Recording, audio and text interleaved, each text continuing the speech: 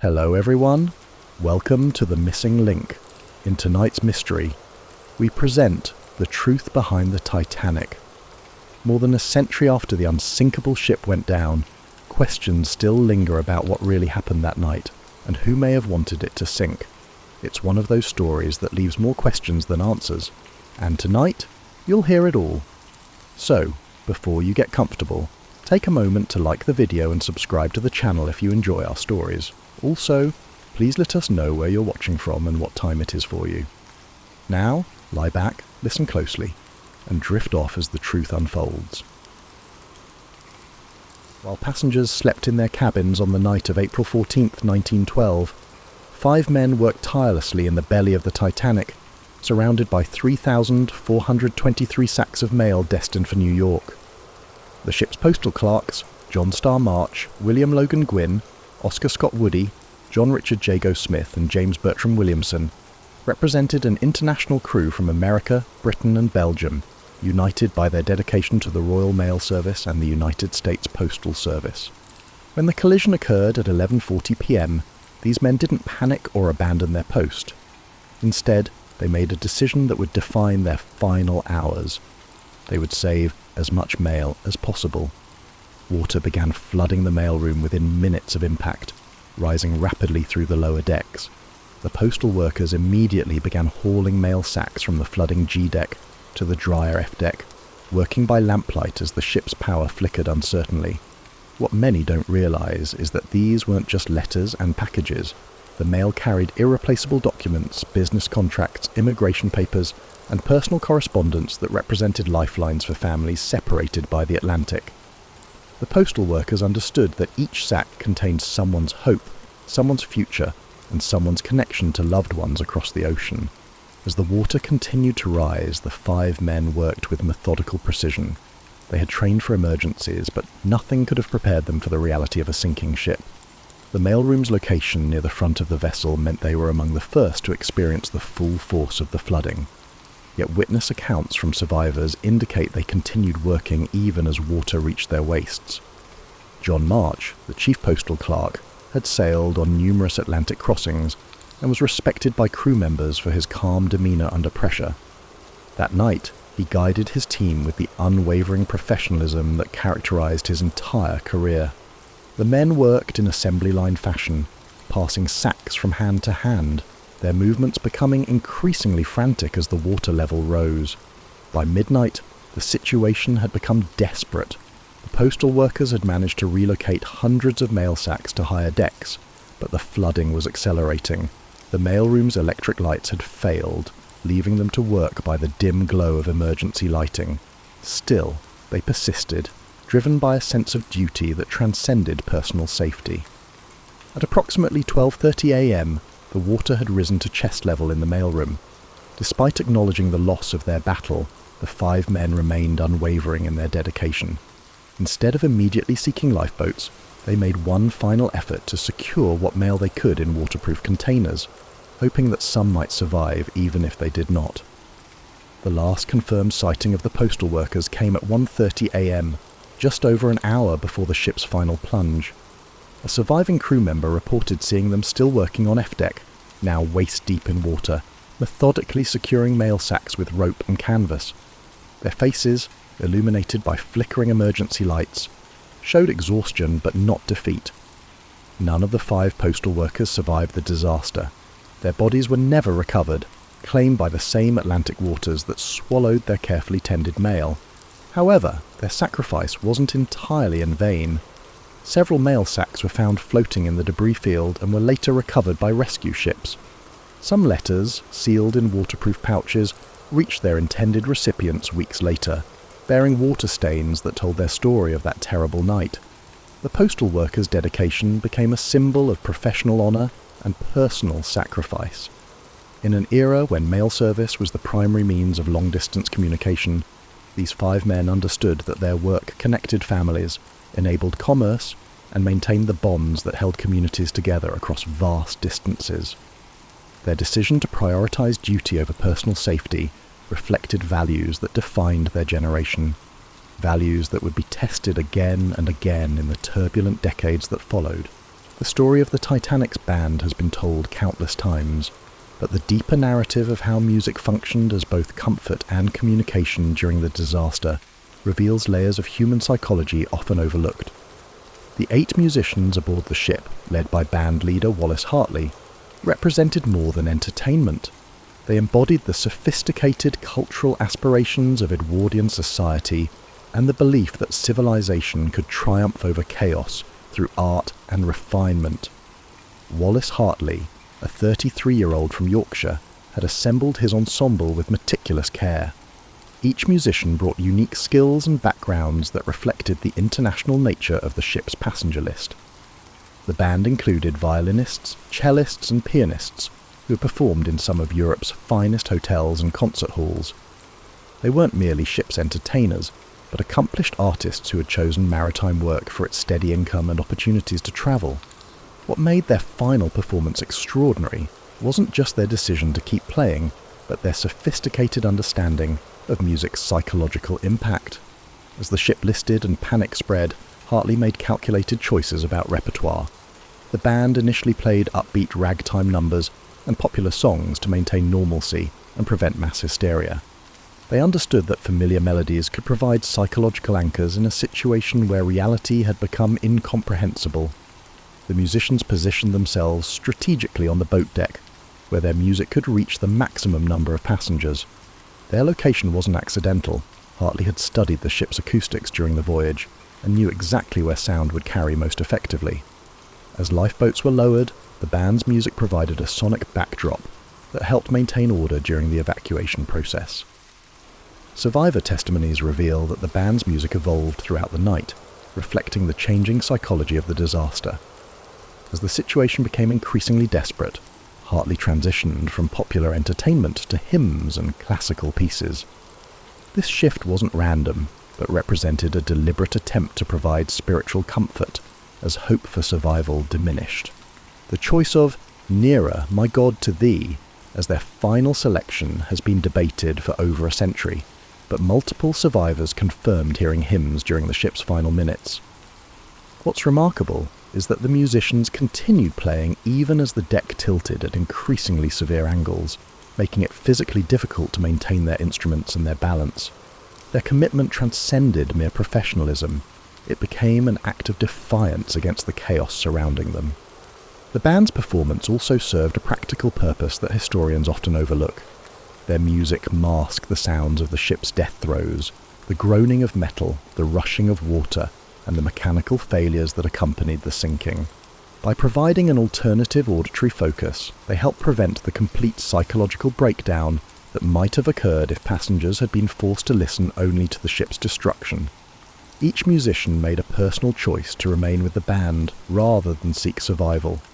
Roger Brousseau, the young French cellist, had written to his family about his excitement for the voyage.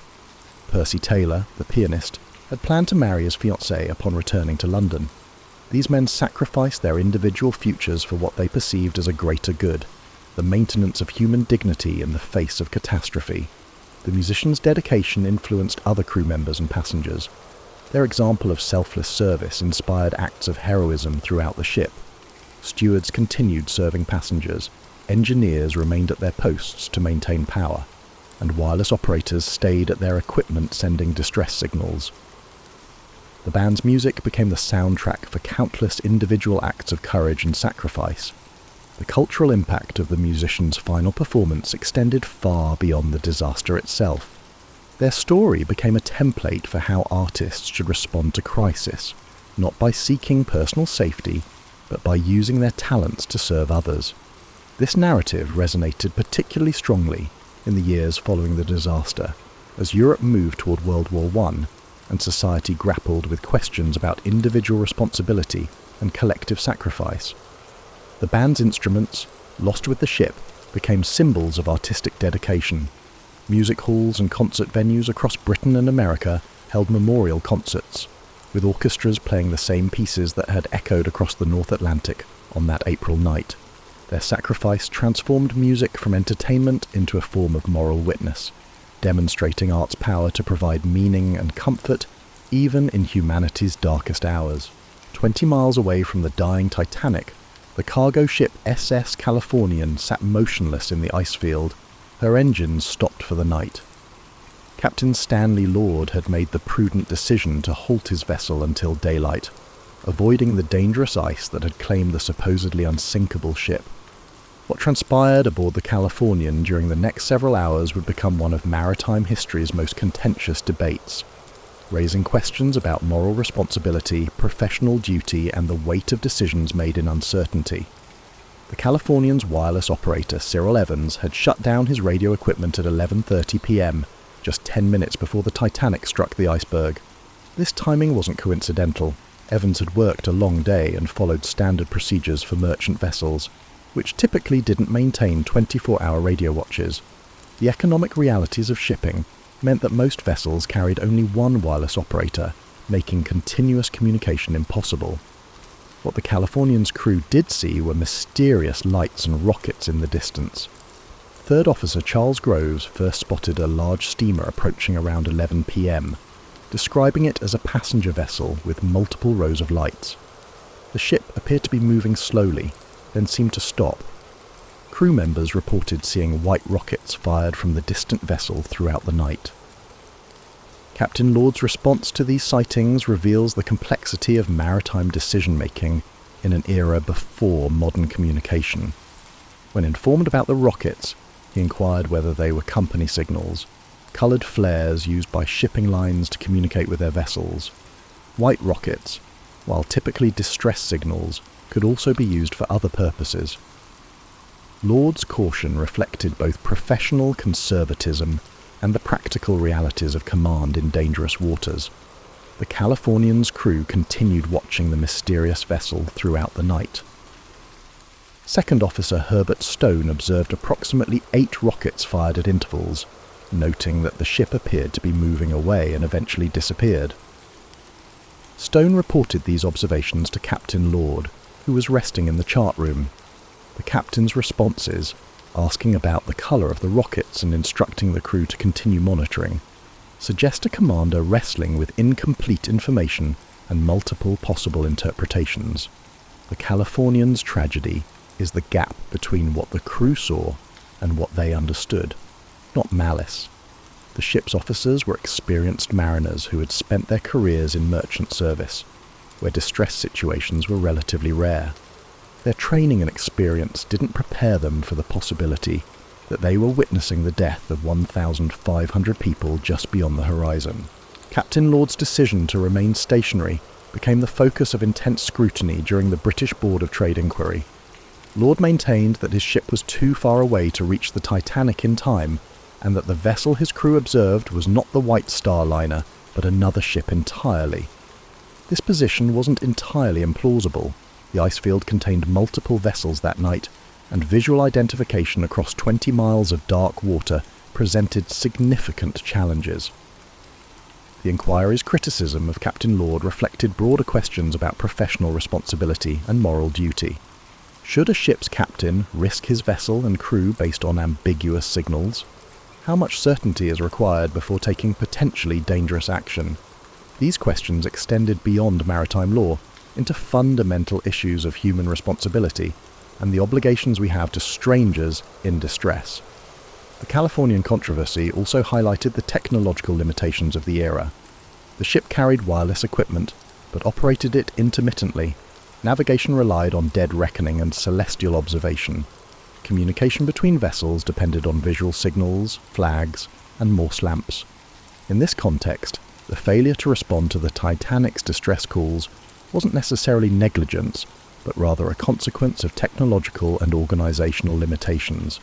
The debate over the Californian's actions continued for decades, dividing maritime experts and historians.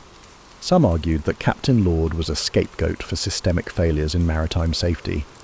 Others maintained that his inaction represented a fundamental failure of moral courage. The controversy reflected deeper cultural tensions about individual responsibility versus institutional accountability. The case influenced maritime law and practices for generations. The International Convention for the Safety of Life at Sea, adopted in 1914, mandated continuous radio watches on passenger vessels.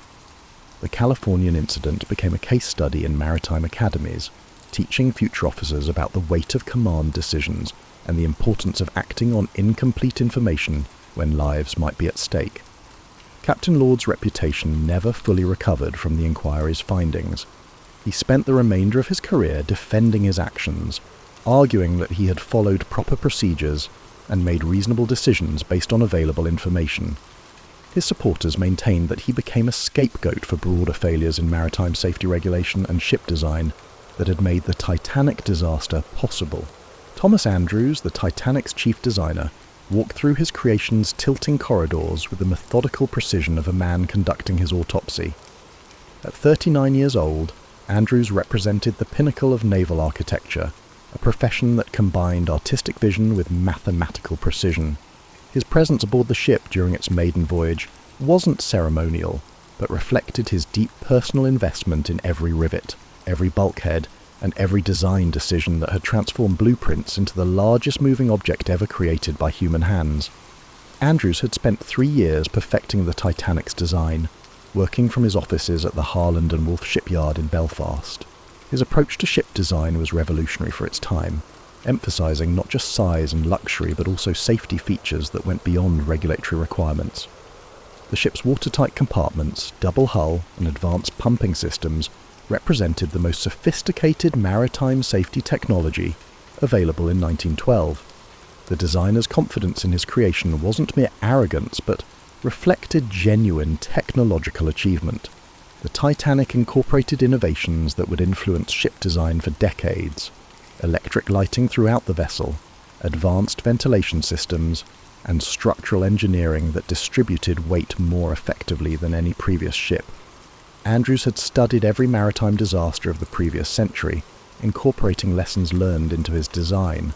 When the collision occurred, Andrews immediately understood what others couldn't accept. His ship was doomed.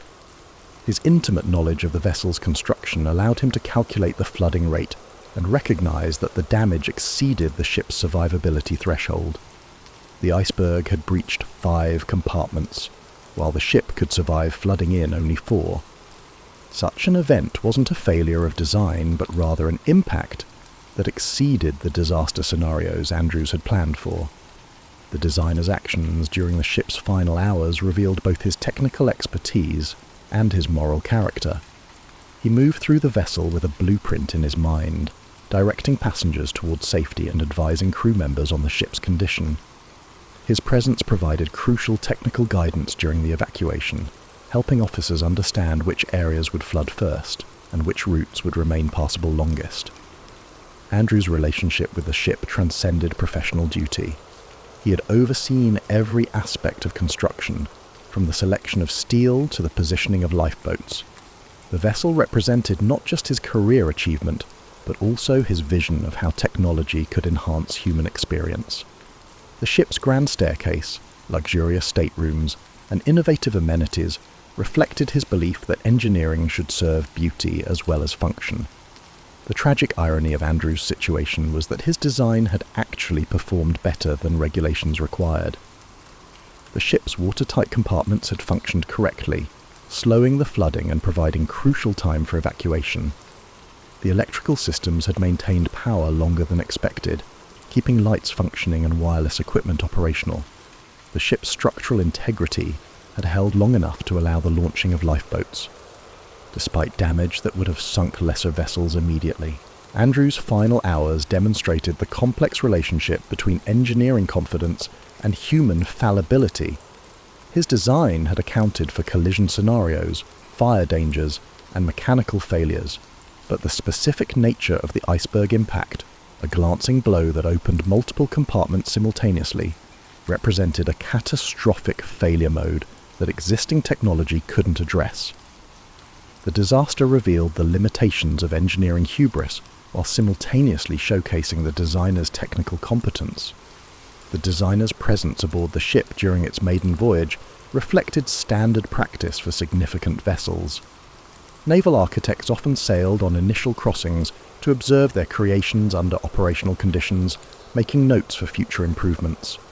Andrews had planned to document the ship's performance, gathering data that would influence the design of the third Olympic-class vessel, the Britannic. His death represented not just personal tragedy, but the loss of invaluable technical knowledge. Andrews possessed a detailed understanding of the ship's construction, knowledge that died with him. His notes and observations about the vessel's performance during the disaster could have been vital to future ship design, but these insights were lost when he chose to remain aboard rather than seek survival. The designer's legacy extended far beyond the Titanic disaster. His innovations in ship construction influenced maritime design for decades, contributing to safer and more efficient vessels. The lessons learned from the Titanic's sinking, combined with Andrews' previous design work, helped establish new standards for maritime safety that prevented similar disasters. Andrews' story exemplifies the moral complexity of technological disaster. His design wasn't flawed, but rather faced circumstances that exceeded its intended parameters. The tragedy wasn't that he created an unsafe ship, but that he had created a vessel that, while revolutionary for its time, couldn't survive an impact that no ship of that era could have withstood. His death represented not the failure of engineering, but the limitations of human foresight in the face of unpredictable catastrophe. In the Titanic's Marconi room, 2 men worked frantically at equipment that represented the cutting edge of early 20th century communication technology. Jack Phillips, 25, and Harold Bride, 22, were part of an elite group of wireless operators who had mastered the complex art of Morse code transmission across vast oceanic distances. Their work that night would demonstrate both the revolutionary potential and the crucial limitations of wireless communication in its infancy. The Marconi system aboard the Titanic marked a significant advancement in maritime communication. Previous generations of ships had relied on visual signals, flags, and signal lamps, methods that worked only in clear weather and daylight hours. Wireless telegraphy promised to connect ships with shore stations and other vessels regardless of weather conditions or time of day. For the first time in maritime history, a ship in distress could summon help from hundreds of miles away. Phillips, the senior operator, had spent the day before the collision working through a massive backlog of passenger messages. The ship's wealthy passengers had discovered the novelty of sending wireless messages from mid-ocean, creating unprecedented demand for communication services. These personal messages, business correspondence, social notes, and family communications took priority over routine ship-to-ship traffic, a decision that would later prove controversial. The wireless operators worked in shifts, but the equipment required constant maintenance and adjustment. The Marconi transmitter was temperamental, requiring skilled operators who could troubleshoot technical problems while maintaining communication schedules. The apparatus filled a small room with complex machinery, including spark gap transmitters, receivers, and the emergency backup equipment that would prove crucial during the disaster. When the collision occurred, Phillips immediately began transmitting the international distress signal, CQD, a call that meant all stations distress. The signal was relatively new, having been adopted only 6 years earlier as ships began carrying wireless equipment. Phillips alternated between CQD and the newer SOS signal, trying to reach any ship within wireless range of the Titanic's powerful transmitter. The initial response to the distress calls was frustratingly slow.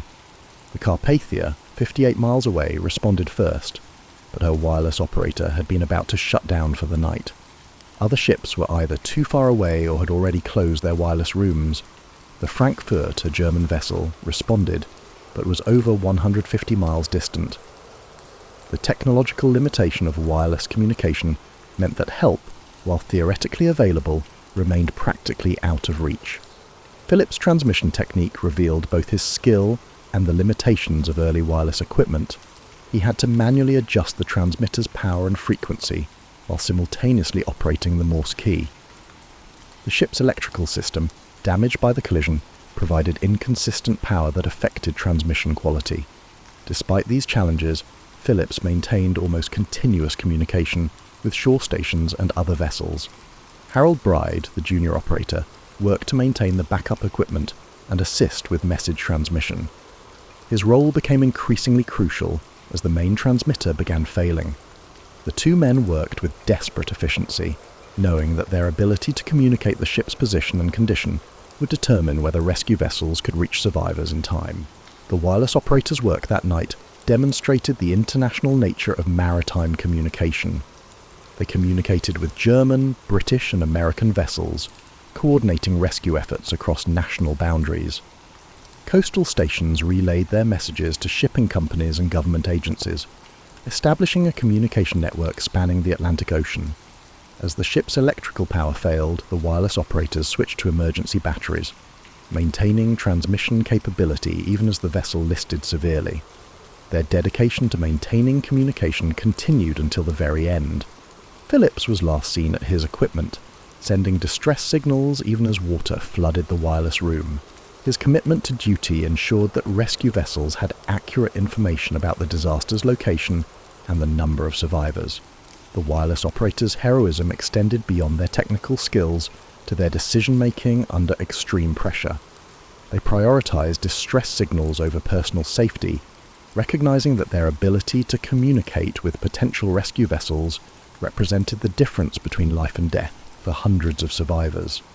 Their actions demonstrated how technology could amplify human courage and determination. Bride's survival provided crucial testimony about the disaster's final hours.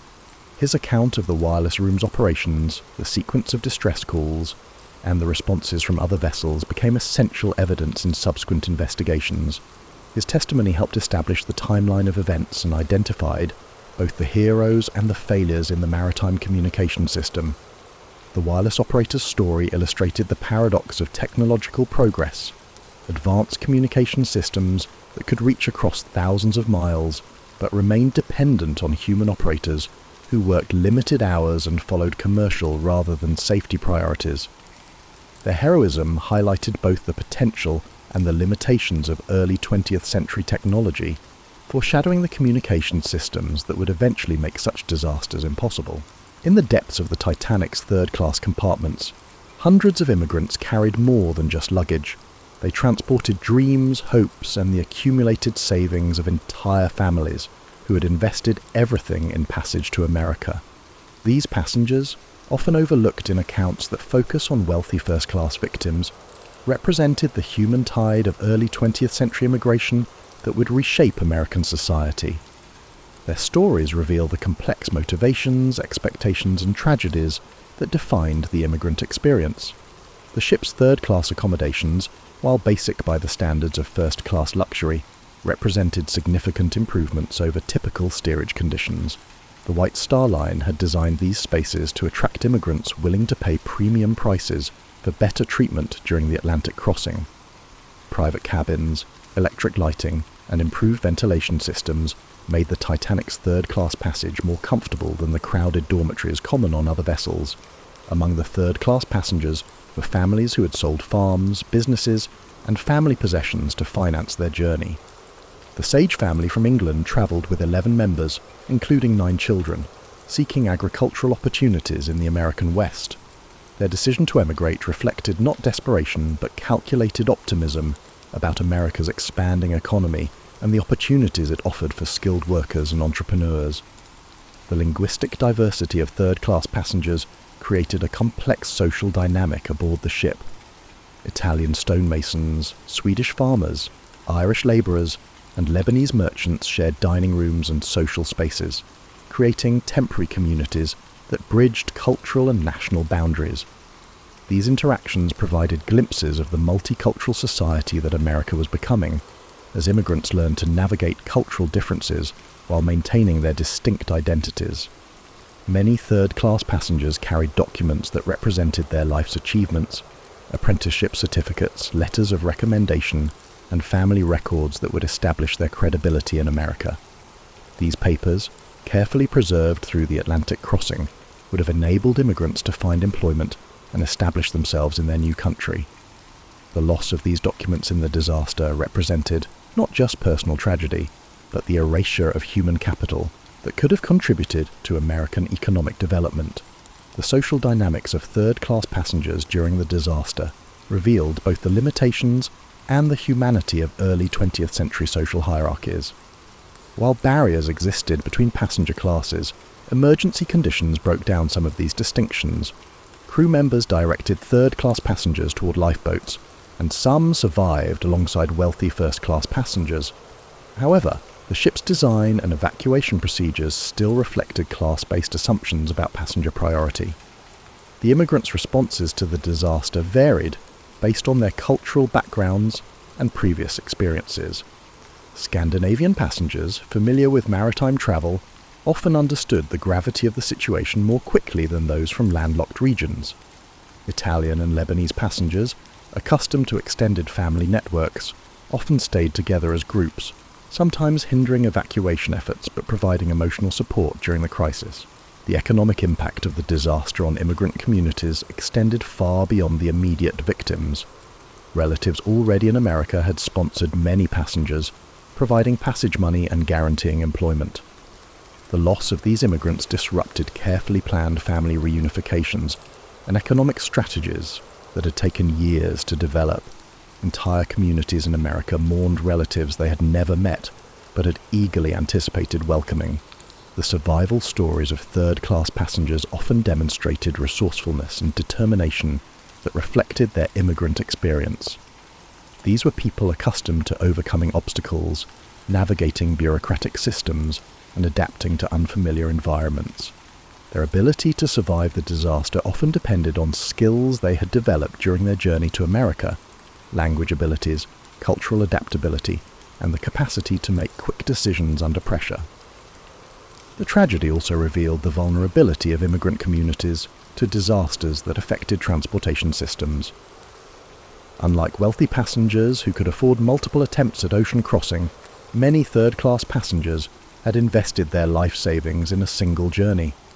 The disaster's impact on these families was therefore catastrophic, eliminating not just lives, but the economic foundations that had made immigration possible. The cultural memory of the disaster varied significantly among different immigrant communities. Italian Americans, Scandinavian Americans, and other ethnic groups created their own narratives about the tragedy, often emphasizing the courage and sacrifice of their compatriots. These stories became part of the broader immigrant experience, demonstrating how newcomers to America had faced and overcome extraordinary challenges. The loss of third-class passengers represented more than individual tragedy. It symbolized the interruption of America's great immigration wave. Each victim had represented potential contributions to American society: skilled craftsmen, ambitious entrepreneurs, and young families who would have strengthened the nation's economic and cultural foundation. Their deaths reminded the world that the promise of America remained vulnerable to the same natural and technological forces that affected all humanity. The RMS Carpathia, sailing from New York to the Mediterranean, received the Titanic's distress signal at 12:35 a.m. on April 15, 1912. Captain Arthur Rostron's immediate response would transform him from an obscure merchant captain into a maritime hero, demonstrating how individual leadership can triumph over impossible circumstances. His ship's race through the ice fields to reach the disaster site became one of the most dramatic rescue operations in maritime history. Captain Rostron faced an extraordinary challenge when wireless operator Harold Cottam brought him the Titanic's distress message. The Carpathia was 58 miles away, travelling at her normal speed of 14 knots. To reach the disaster site before survivors succumbed to hypothermia, Rostron would need to push his ship beyond its design limits, while navigating the same ice field that had destroyed the unsinkable Titanic. His decision to attempt the rescue required both technical expertise and moral courage. The Carpathia's crew responded to Rostron's emergency orders with remarkable efficiency. Engineers pushed the ship's engines to 17 knots, a speed that strained every component of the vessel's propulsion system. Additional stokers fed the furnaces, creating steam pressure that exceeded normal operating parameters. The ship's medical staff prepared for mass casualties, setting up treatment areas and gathering supplies for hundreds of potential survivors.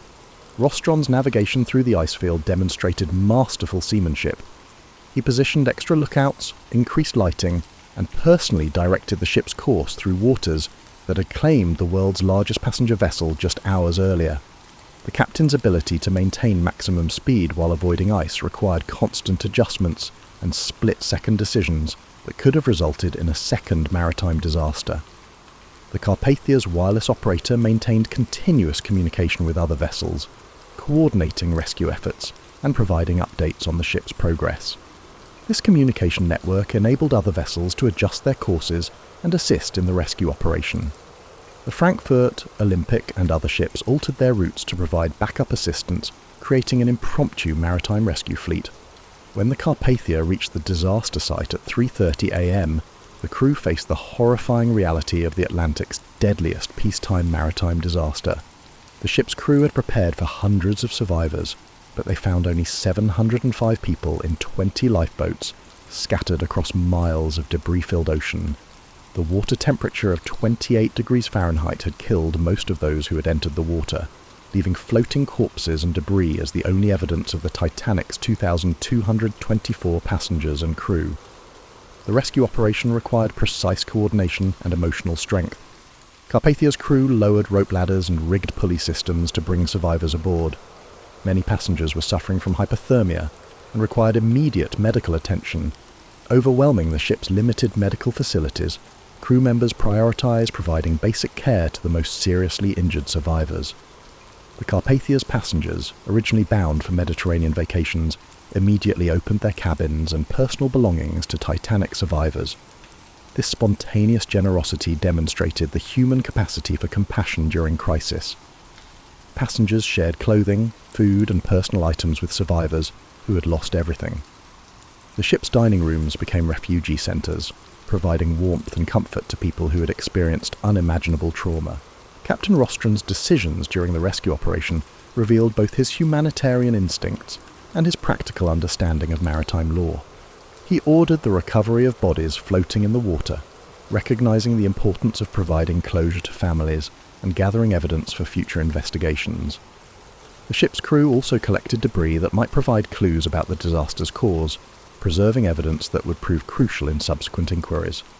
The return journey to New York became a period of mourning and reflection.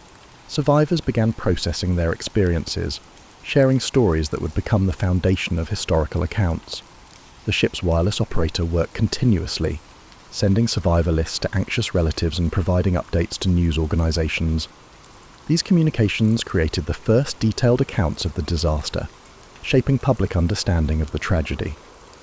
The Carpathia's arrival in New York Harbor on April 18th marked the beginning of the disaster's aftermath. Thousands of people gathered at the docks, seeking information about relatives and friends. The ship's passengers and crew had become unwilling participants in one of history's most significant news events, their actions scrutinized by investigators, journalists, and the public. The rescue operation's success resulted from the convergence of individual heroism, technological capability, and maritime tradition. Captain Rostron's leadership, his crew's dedication, and the ship's mechanical reliability enabled the rescue of 705 survivors who would have died without intervention. Their actions demonstrated the triumph of human courage and technical competence over natural forces, even in the face of unprecedented disaster. The Carpathia's role in the Titanic rescue became a template for maritime emergency response. The ship's crew had improvised solutions to unprecedented challenges, creating procedures that would influence rescue operations for decades. Their experience demonstrated the importance of preparation, leadership, and international cooperation in responding to maritime disasters. The rescue operation's psychological impact on the Carpathia's crew and passengers extended far beyond the immediate aftermath. Many participants in the rescue suffered from what would now be recognized as post-traumatic stress, haunted by the scenes of death and suffering they had witnessed. Their sacrifice, the interruption of their journeys to save strangers, exemplified the maritime tradition of mutual assistance that remains fundamental to ocean travel. The story of the Carpathia's rescue mission ultimately became a testament to human resilience and the power of individual action in the face of catastrophe. Captain Rostron's decision to risk his ship and crew to save Titanic survivors demonstrated that heroes emerge not from extraordinary circumstances, but from ordinary people who choose to act with courage when confronted with human suffering.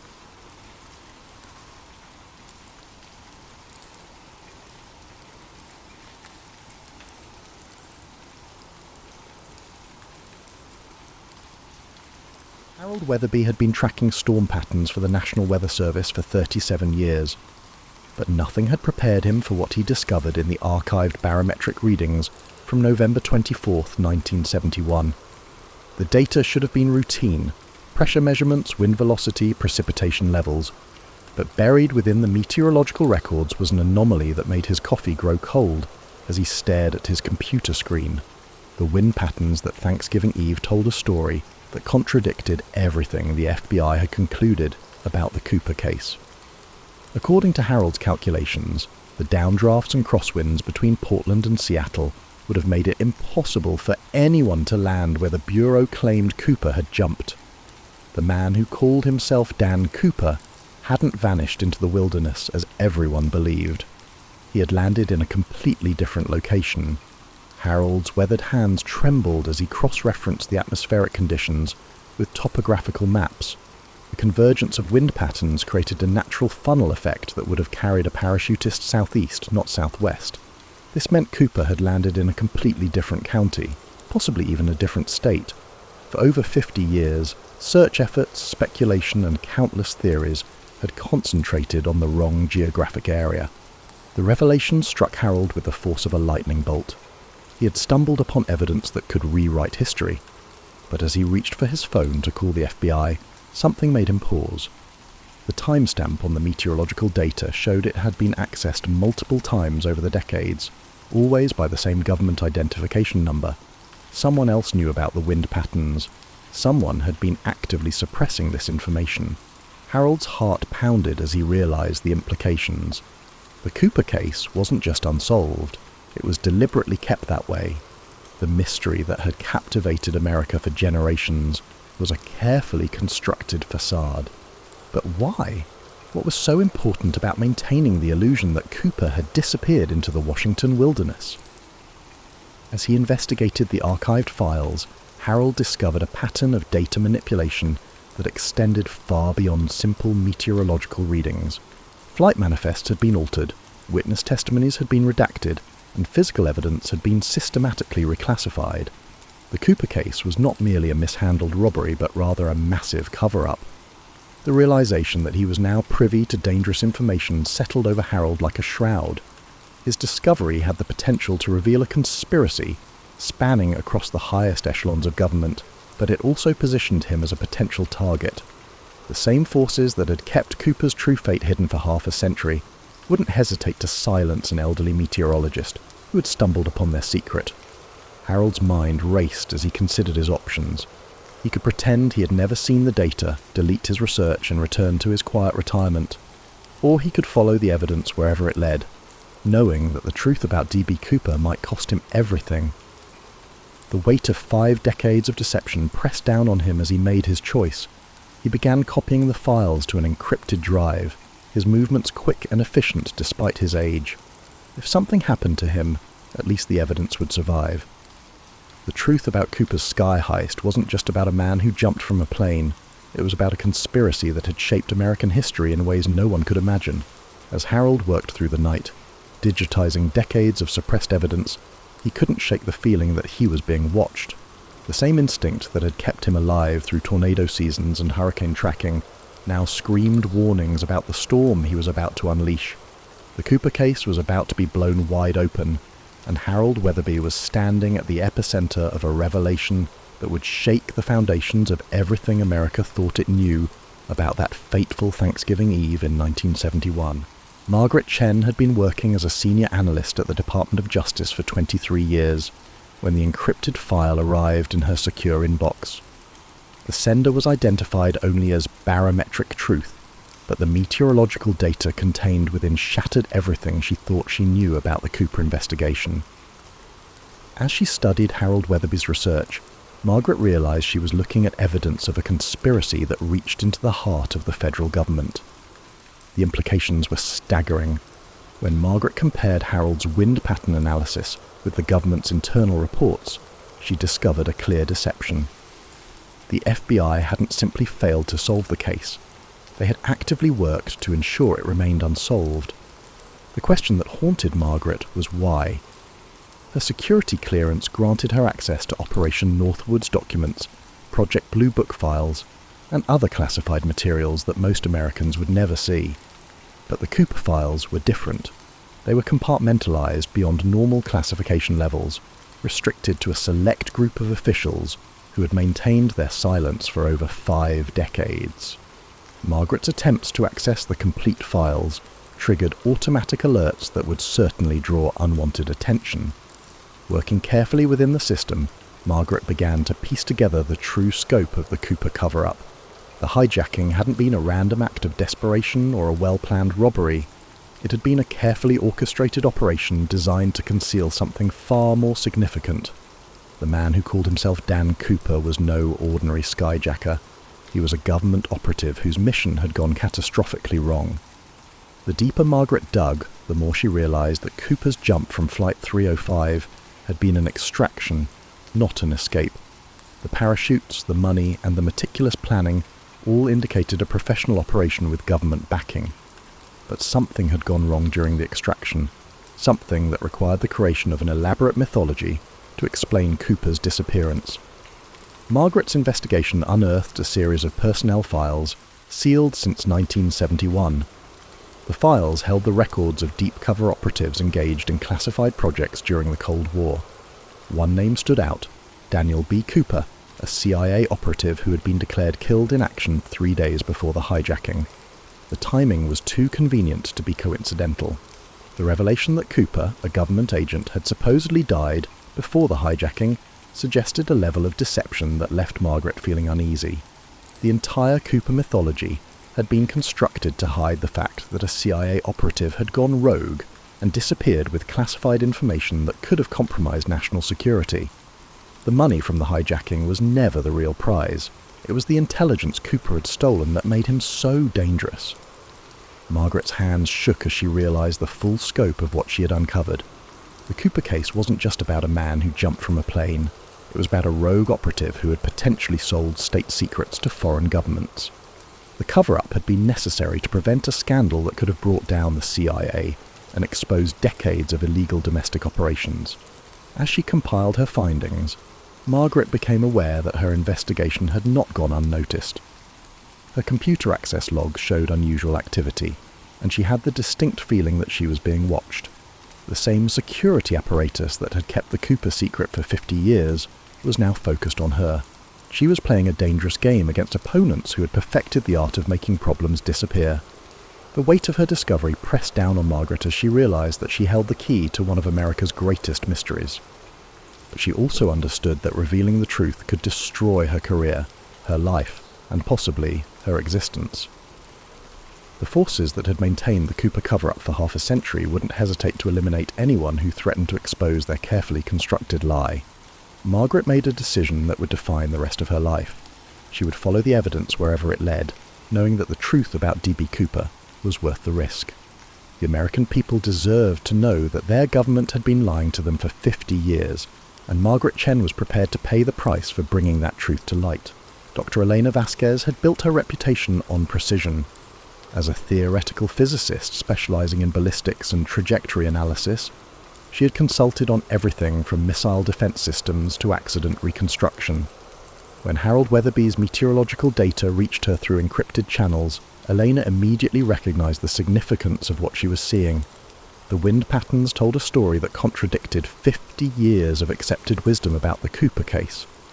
Elena's laboratory at the Massachusetts Institute of Technology became the unlikely center of a historical investigation that would challenge everything America believed about its most famous mystery.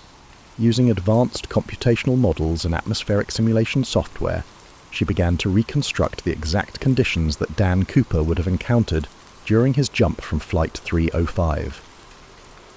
The calculations were complex, requiring Eleanor to factor in variables that the original FBI investigation had either ignored or misunderstood. Air density, thermal layers, wind shear, and gravitational effects all played crucial roles in determining where Cooper would have landed. But as Elena's simulations ran through thousands of iterations, one conclusion became inescapable. Cooper had not landed in the Washington wilderness, where the search had been concentrated. The trajectory analysis revealed that Cooper's landing zone was actually in northeastern Oregon, approximately 60 miles from where the FBI had focused their investigation. This wasn't a minor miscalculation. It was a fundamental error that suggested either gross incompetence or deliberate misdirection. Eleanor's scientific training told her that such a massive oversight was unlikely to be accidental. Working with Margaret Chen's classified intelligence and Harold's meteorological data, Elena began to construct a three-dimensional model of Cooper's entire flight path. The simulation showed that Cooper had executed a controlled descent that demonstrated advanced parachuting skills. This wasn't a desperate leap into the unknown. It was a precisely calculated maneuver performed by someone with extensive training in high-altitude jumps. Elena's analysis of the physical evidence yielded even more disturbing conclusions. The money that had been found along the Columbia River showed signs of exposure patterns that were inconsistent with the official story. Chemical analysis revealed traces of compounds that suggested the bills had been buried deliberately, not scattered by natural forces. Someone had planted the evidence to support the narrative that Cooper had perished in the wilderness. The parachute fragments that had been recovered over the years told a similar story. Elena's examination of the fabric degradation patterns showed that the parachutes had been cut and weathered artificially to simulate decades of exposure.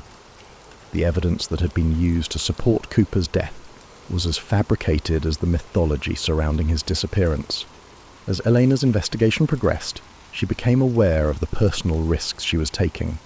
Her laboratory's computer systems had been infiltrated multiple times, and she had noticed unmarked vehicles parked outside her apartment. The same forces that had suppressed the truth about Cooper for 50 years were now focused on her, and Eleanor knew that her scientific curiosity had made her a target. The breakthrough came when Elena realized that Cooper's jump coordinates had been deliberately falsified in the official reports.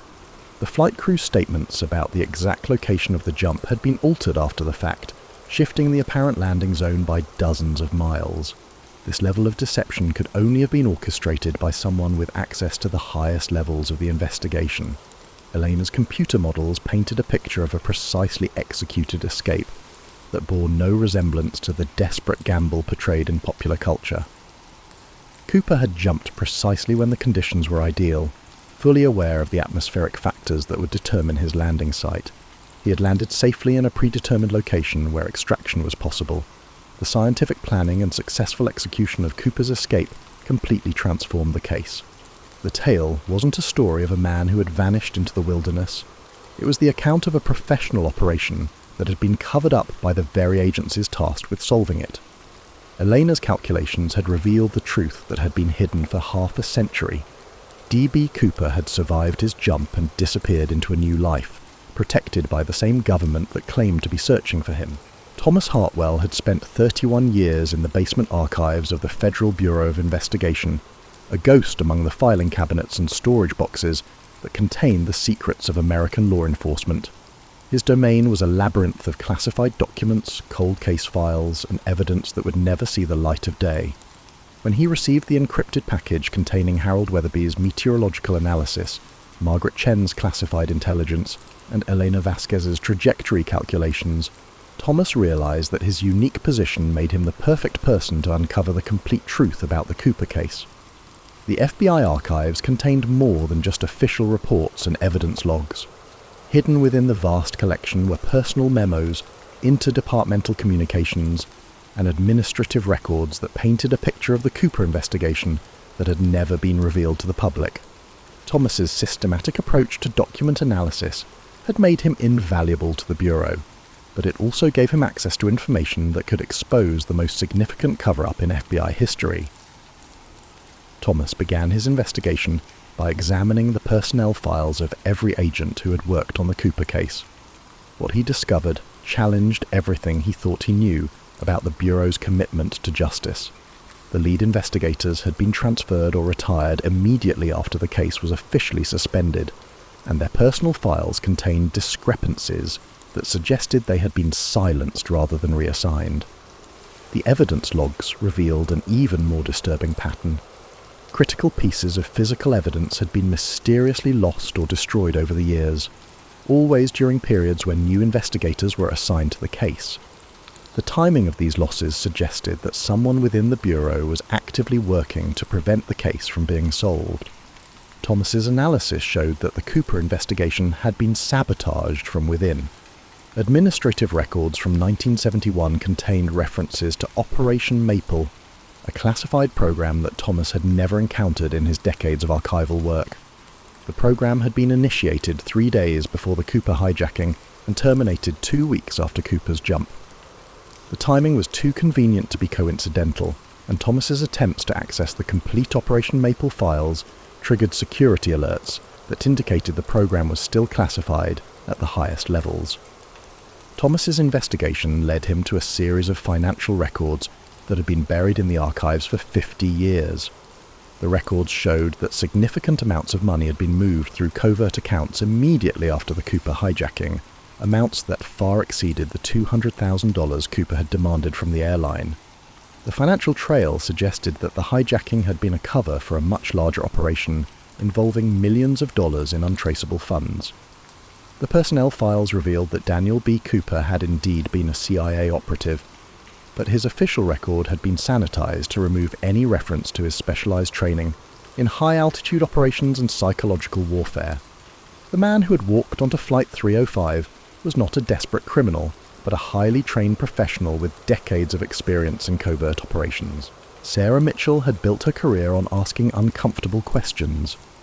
As an investigative journalist for the Washington Herald, she had exposed corruption in Congress, revealed defense contractor fraud, and uncovered scandals that had brought down cabinet officials. But nothing in her 20-year career had prepared her for the story that landed in her encrypted inbox on a cold February morning. The package contained Harold Weatherby's meteorological analysis, Margaret Chen's classified intelligence, Elena Vasquez's trajectory calculations, and Thomas Hartwell's archival discoveries, a comprehensive dossier that revealed the truth about the D.B. Cooper case. Sarah's initial reaction was skepticism. The Cooper case had been investigated by countless reporters, authors, and amateur sleuths over the decades, and the idea that a meteorologist, a government analyst, a physicist, and an archivist had uncovered evidence that had eluded the FBI for 50 years seemed improbable. But as she examined the documentation, Sarah realized that she was looking at the most significant story of her career. The evidence was overwhelming and mutually corroborating. Harold's wind pattern analysis proved that Cooper had landed in Oregon, not Washington. Margaret's classified files revealed that Cooper had been a CIA operative. Eleanor's trajectory calculations showed that the escape had been scientifically planned and executed. Thomas's archival research exposed the cover-up that had maintained the Cooper mythology for half a century. Sarah's investigation into the story's sources convinced her that the four individuals had acted independently, each following their own path to the same shocking conclusion. The convergence of their evidence created a narrative that was both compelling and terrifying. The Cooper case wasn't just unsolved, it was a carefully constructed lie that had been maintained by the highest levels of government. As Sarah began to verify the evidence, she encountered resistance that confirmed the story's significance.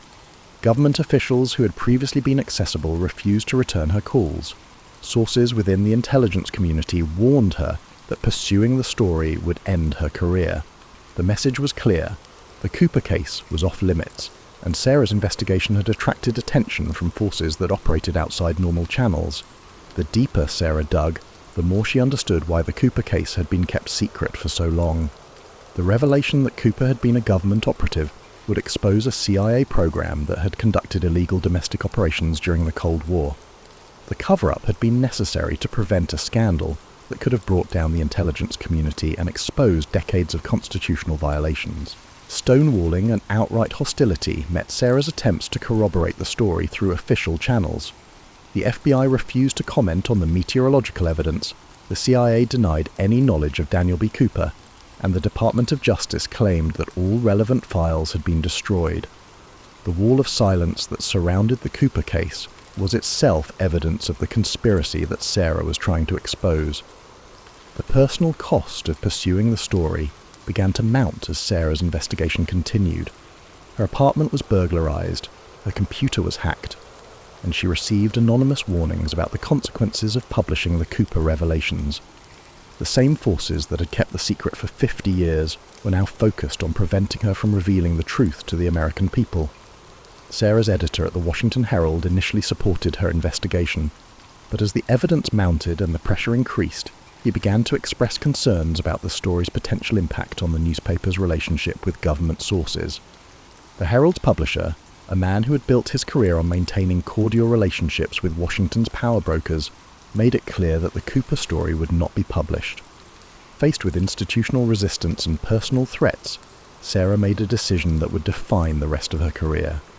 She would publish the Cooper revelations independently, using her own resources and accepting the consequences of exposing one of the most significant cover-ups in American history. The same forces that had concealed the truth about D.B. Cooper for half a century could not afford to bury it. Sarah's investigation had revealed that the Cooper case was more than just a mystery. It was a window into the shadow government that operated beyond public scrutiny and constitutional oversight. The story began with the man who had jumped from Flight 305, unveiling the murky depths of American intelligence operations and the extreme measures the government took to safeguard its secrets. As Sarah prepared to publish her findings, she understood that she was about to become the most dangerous journalist in America. The Cooper revelations would reveal a conspiracy that penetrated the highest echelons of government, and Sarah Mitchell was ready to bear the consequences for revealing this truth. The truth about D.B. Cooper was more extraordinary than any fiction about him. Daniel Benjamin Cooper had been a CIA operative specializing in deep cover operations during the height of the Cold War. His mission on November 24, 1971, had been to intercept a Soviet agent who was planning to defect with intelligence about American defense systems. The hijacking had been a cover story, designed to explain Cooper's presence on Flight 305 and provide justification for his subsequent disappearance. Operation Maple had been a joint CIA-FBI program designed to conduct domestic surveillance operations against suspected communist sympathizers. Cooper's role had been to infiltrate Soviet intelligence networks and gather information about enemy operations on American soil. The program had been illegal under federal law, but it had been authorized at the highest levels of government and had operated in complete secrecy for over a decade. The Soviet agent Cooper, who was supposed to intercept, never made it to the rendezvous. Intelligence sources later revealed that the KGB had eliminated the defector before he could reach American soil. Cooper's mission had been compromised, but he had already begun the hijacking that was supposed to provide his cover story. With no defector to apprehend and no intelligence to gather, Cooper had been faced with a choice: abort the mission and risk exposure, or complete the operation and disappear into a new identity. Cooper had chosen to disappear, but his escape had been aided by the same government that officially claimed to be searching for him. The CIA had provided Cooper with the parachutes, the money, and the extraction plan that had allowed him to vanish without a trace. The subsequent search efforts had been theatre, designed to maintain the illusion that Cooper was a common criminal who had perished in the wilderness. The money that Cooper had demanded from Northwest Orient had been a fraction of the funds involved in Operation Maple. The $200,000 hijacking had been used to conceal the movement of millions of dollars in covert funding that had been allocated to illegal domestic surveillance operations. The Cooper case had provided the perfect cover for financial transactions that would have been impossible to justify through normal channels. Cooper's successful escape had created a problem for the intelligence community. A trained operative with knowledge of illegal domestic operations was now living under an assumed identity, potentially vulnerable to foreign recruitment or personal blackmail. They made the decision to uphold the Cooper mythology and prevent the public from learning the truth about his escape. Over the years, they carefully planted the physical evidence to support the narrative that Cooper had died during his jump. The money found along the Columbia River had been aged artificially and placed where it would be found by investigators. The parachute fragments had been cut and weathered to simulate decades of exposure. Every piece of evidence had been fabricated to support the official story. Cooper himself had been relocated to a secure facility where he had been debriefed and prepared for life under a new identity. The man who had jumped from Flight 305 had been given a new name, a new background, and a new life in exchange for his silence about Operation Maple and his knowledge of illegal CIA activities. He had been hidden in plain sight, protected by the same government that claimed to be searching for him.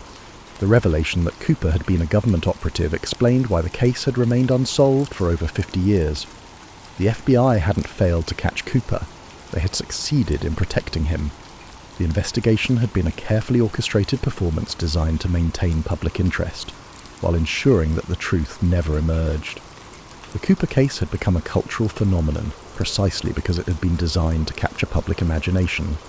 The mysterious gentleman bandit who had outsmarted the system and disappeared into legend had been a creation of government propaganda, a story that had been carefully crafted to distract attention from the real crimes that had been committed under the cover of national security.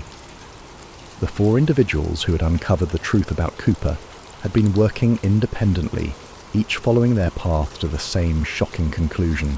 Their evidence had converged to reveal a conspiracy that reached into the highest levels of government and exposed the dark reality of American intelligence operations during the Cold War. The Cooper case had been more than just a cover-up. It had been a test of the government's ability to control public perception and maintain official narratives in the face of contradictory evidence. The success of the Cooper mythology had provided a template for future deceptions, proving that even the most improbable stories could be accepted as truth if they were presented with sufficient authority and maintained with unwavering consistency. The disclosure of D.B. Cooper's true identity shook the American intelligence community and fundamentally altered the framework of government accountability. Sarah Mitchell's independent publication of the Cooper files triggered a cascade of events that exposed not just the truth about one famous skyjacker, but an entire network of illegal operations that had been conducted under the cover of national security. Government officials launched a coordinated campaign to discredit the evidence and silence the whistleblowers who revealed the truth within hours of the story's publication. Harold Weatherby was arrested on charges of stealing classified meteorological data. Margaret Chen was suspended from her position at the Department of Justice. Elena Vasquez faced an investigation into her laboratory's security protocols, and Thomas Hartwell was terminated from his position at the FBI archives. The Cooper revelations exposed the government's extreme measures to safeguard its secrets. The 4 individuals who had uncovered the truth found themselves facing criminal charges, professional ruin, and personal threats. The same forces that had upheld the Cooper cover-up for half a century now targeted anyone who dared to reveal the wider conspiracy. Sarah Mitchell's publication of the Cooper files had been timed to coincide with the release of documents to multiple international news organizations, ensuring that the story could not be suppressed through normal channels. The evidence was simultaneously published in London, Berlin, and Tokyo, creating a global media sensation that forced American officials to respond to questions they had hoped would never be asked. The Cooper case garnered international attention, revealing the extent to which American intelligence operations transcended constitutional boundaries during the Cold War. The exposure of Operation Maple led to investigations into other domestic surveillance programs that had been conducted without congressional oversight or judicial authorization. The Cooper case unlocked decades of hidden government activities. Congressional hearings into the Cooper cover-up revealed that the conspiracy had been maintained by a small group of officials who had remained in positions of power for decades. These individuals had used their influence to ensure that the truth about Cooper never emerged, manipulating investigations, suppressing evidence, and eliminating anyone who came too close to the truth. The revelation that Cooper had been living under government protection for over 50 years raised questions about how many other mysteries had been deliberately maintained to conceal illegal activities. The Cooper case had been just one example of the government's willingness to deceive the public to protect its operational secrets and political interests. The search for Cooper himself became a global manhunt as intelligence agencies around the world attempted to locate the man who had become the most famous skyjacker in history. The revelation that Cooper had been a government operative made him a valuable target for foreign intelligence services, and his knowledge of Cold War operations made him a security risk that could not be ignored. Cooper was eventually located living under an assumed identity in a small town in Montana, where he had been working as a high school physics teacher for over 4 decades. His peaceful existence had been shattered by the revelation of his true identity. and he found himself at the centre of a media circus that threatened to expose not just his past, but the lives of everyone he had come to know and love. In exchange for immunity from prosecution and protection for his family, the man once known as D.B. Cooper agreed to testify before Congress. His testimony unveiled the complete scope of Operation Maple and exposed the illicit activities carried out under the guise of national security. His words brought down a government based on lies and deception.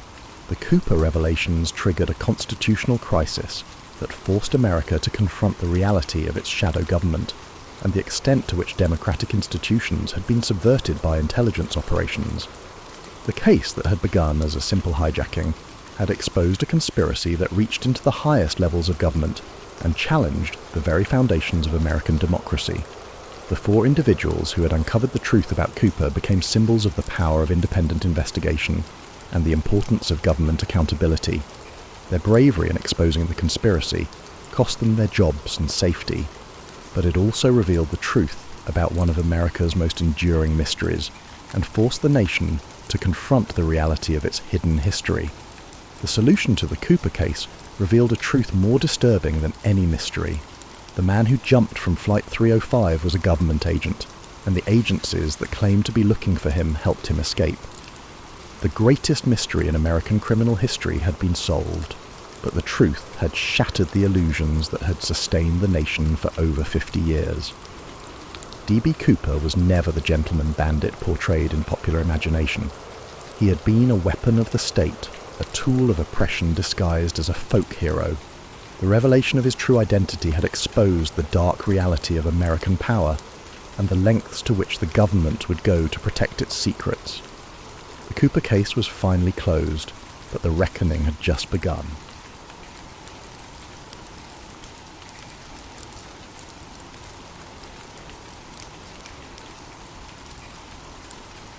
In the annals of military history, few disappearances have captured the imagination quite like that of Rome's 9th Legion, the Legio 9th Hispana.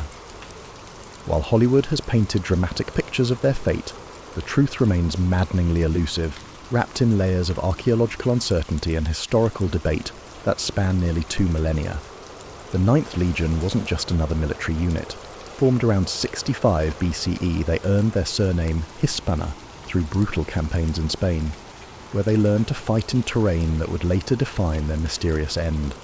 These weren't parade-ground soldiers, but battle-hardened veterans who had survived Gallic wars, Germanic tribes, and the treacherous politics of late Republican Rome. By the time they arrived in Britain around 43 CE with Emperor Claudius's invasion force, they carried with them a reputation forged in blood and conquest. Their early years in Britain were marked by both triumph and disaster. In 60 CE, Queen Boudicca's rebellion caught the Roman administration completely off guard. While Governor Suetonius Paulinus was busy destroying Druid strongholds on Anglesey, the Iceni queen had united multiple tribes in a coordinated uprising that would claim an estimated 70,000 Roman lives. The 9th Legion, stationed at Lindum Colonia, modern Lincoln, received desperate orders to march south and relieve the besieged settlements. What happened next reveals the caliber of men we're dealing with. Marching with approximately 2,000 infantry and 500 cavalry, they encountered Boudicca's forces somewhere in the fenlands of East Anglia. The engagement was catastrophic. Boudicca's warriors, fighting for their homeland and families, overwhelmed the Roman column. Most of the infantry were slaughtered, their eagle standard nearly captured. Only the cavalry and a handful of foot soldiers managed to fight their way back to their fortified base. For most legions, such a defeat would have meant disbandment and disgrace. The 9th Legion rebuilt. New recruits arrived from the continent, veteran centurions were transferred from other units, and within a decade they were back to full strength. This resilience makes their eventual disappearance all the more perplexing. By 108 CE, the 9th Legion was stationed at Iberacum, modern York, serving as the primary military force in northern Britain. Hadrian's Wall wouldn't be built for another decade, and the frontier remained a volatile patchwork of Roman forts, allied tribes, and hostile territories. Archaeological evidence from York shows a legion at the height of its power. Elaborate barracks, sophisticated bathhouses, and workshops producing everything from armour to decorative pottery. The men of the Ninth weren't just soldiers, they were colonisers in the truest sense. Many had British wives and children, owned property, and had invested their savings in local businesses. Inscriptions found throughout northern England show Legion members dedicating altars to both Roman and Celtic gods, suggesting a degree of cultural integration that goes beyond mere military occupation. Yet for all their apparent stability, the Ninth Legion existed in a landscape of constant tension. Recent archaeological work at sites like Vindolanda has revealed the reality of frontier life through preserved wooden tablets, personal letters, duty rosters, and intelligence reports that paint a picture of an army under constant strain. Requests for reinforcements, complaints about inadequate supplies, and references to barbarian raids appear regularly in these documents. The last definitively dated inscription mentioning the Ninth Legion appears on a building stone from York, dated to approximately 108 CE. After that date, the historical record becomes frustratingly sparse. Some scholars point to later inscriptions that might reference the Legion, but these are disputed and fragmentary. What we know with certainty is that by 122 CE, when Hadrian arrived in Britain to oversee the construction of his wall, the Ninth Legion was no longer stationed at York. This absence is made more significant by what replaced them. The 6th Legion Victrix arrived from Germany around 122 CE and took over the 9th's facilities at York. Military transfers of this magnitude required extensive planning and official documentation, yet no records survive explaining what happened to the 5,000 men of the 9th Legion. They simply vanish from the historical record, leaving behind only their abandoned fortress and a mystery that has endured for 19 centuries. The absence of documentation surrounding the 9th Legion's fate is perhaps more telling than any dramatic account of their destruction. Rome was a bureaucratic empire that recorded everything from grain shipments to gladiator expenses with meticulous detail.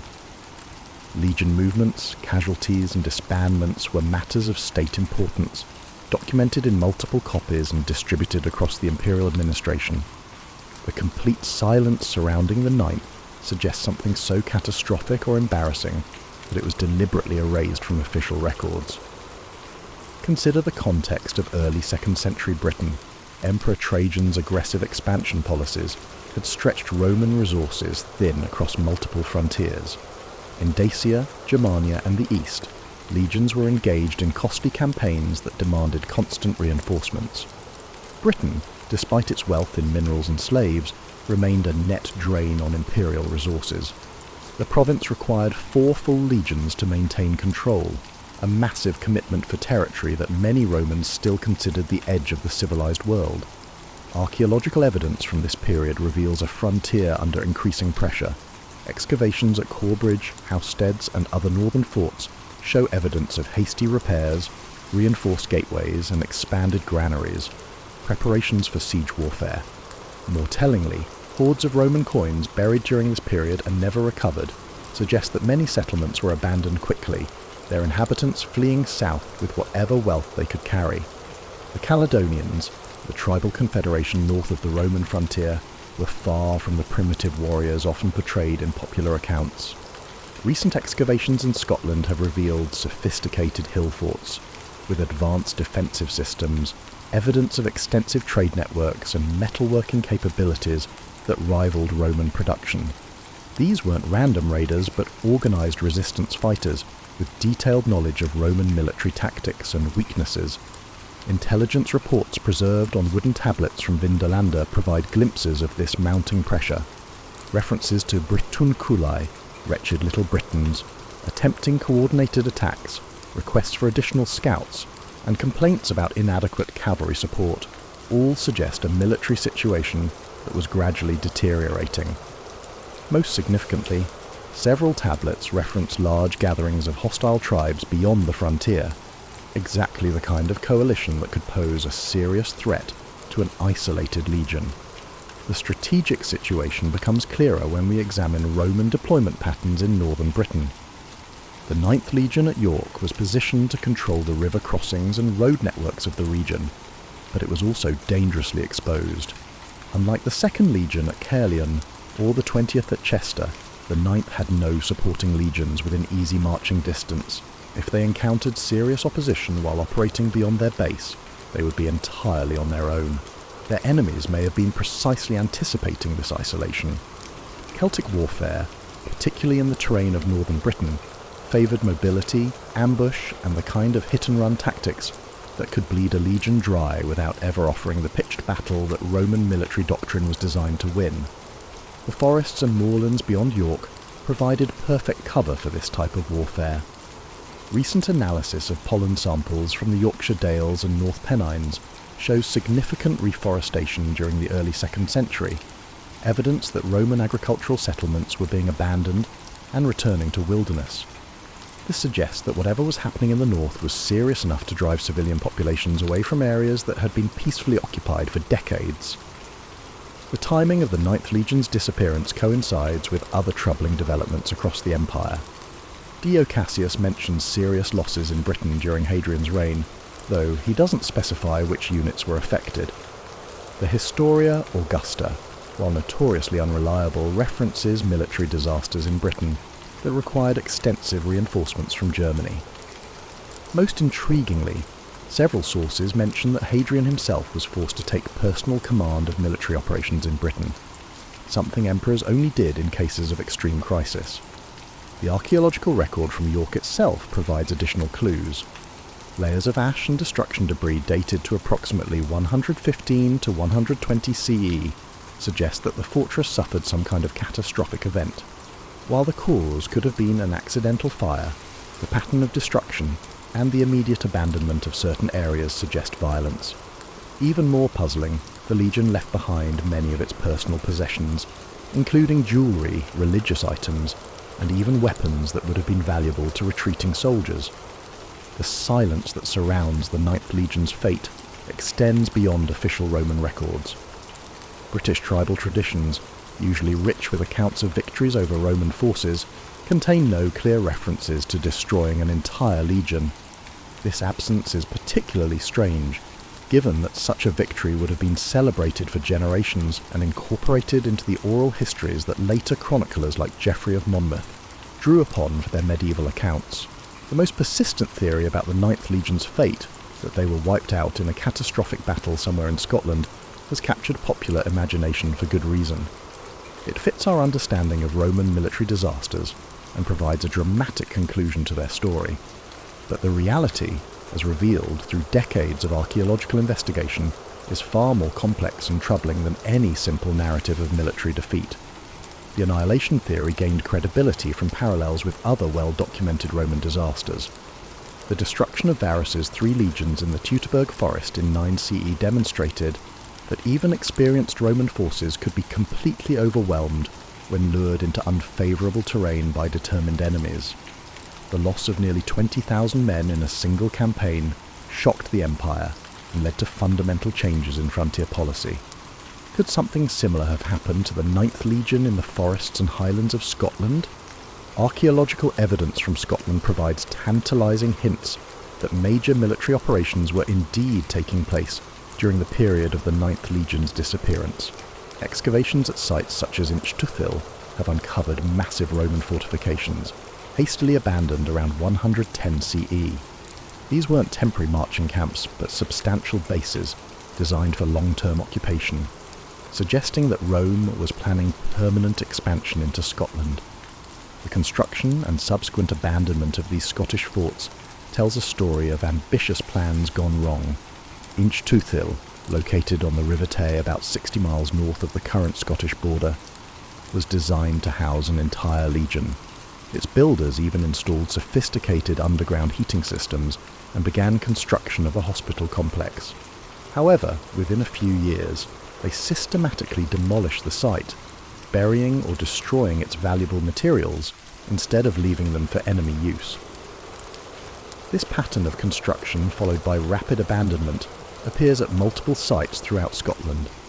At Stracathro, Cardion, and Camelon, archaeologists have found evidence of Roman bases that were occupied for only a few years before being deliberately destroyed.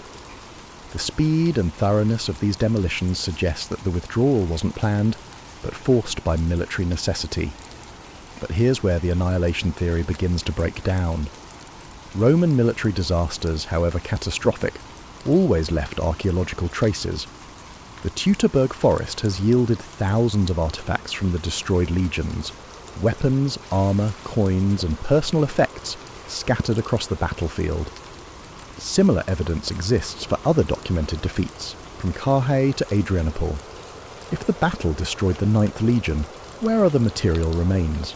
Intensive archaeological surveys of the Scottish Highlands, using everything from metal detectors to ground-penetrating radar, have failed to locate any concentration of Roman military equipment that might indicate a major battlefield. This absence is particularly puzzling given the excellent preservation conditions in Scottish peat bogs, which have preserved organic materials for thousands of years. The logistical challenges of destroying an entire legion also deserve consideration. The 9th Legion at full strength comprised approximately 5,000 men, plus auxiliary troops and camp followers. This wasn't a small raiding party that could disappear without a trace, but a small army with massive supply requirements. Any campaign capable of destroying such a force would necessarily involve thousands of enemy warriors and would have generated legends and stories that should have survived in Celtic oral tradition. Recent analysis of Caledonian weapon technology suggests that while these tribes were formidable opponents, they lacked the organisational capability to coordinate the kind of massive assault required to overwhelm a full legion. Their strength lay in mobility and guerrilla tactics, not the concentrated firepower needed for a decisive battle. Archaeological evidence shows they were master ambushers and raiders, but there's no indication they could have fielded the 15,000 to 20,000 warriors necessary to guarantee victory against a prepared Roman force. The terrain itself presents additional problems for the annihilation theory. Scotland's mountains and forests would have made it nearly impossible for enemies to prevent survivors from escaping. Roman military doctrine emphasised tactical withdrawal when facing overwhelming odds, and even in disasters like Teutoburg Forest, significant numbers of soldiers managed to fight their way back to Roman territory. For the entire 9th Legion to be eliminated, they would have had to be trapped in terrain that allowed no escape, a scenario that seems increasingly unlikely given what we know about their deployment and tactics. Perhaps most puzzling of all is the timing. Why did the Romans not respond immediately after the 9th Legion's destruction in a major battle? Historical precedent suggests that legion losses triggered massive retaliation campaigns. The destruction of Varus's legions led to years of punitive expeditions under Germanicus. The loss of even part of a legion typically resulted in immediate reinforcement and revenge operations. Yet there's no evidence of increased Roman military activity in Scotland following the 9th Legion's disappearance. Instead, the archaeological record shows Roman withdrawal from advanced positions and the adoption of a more defensive posture.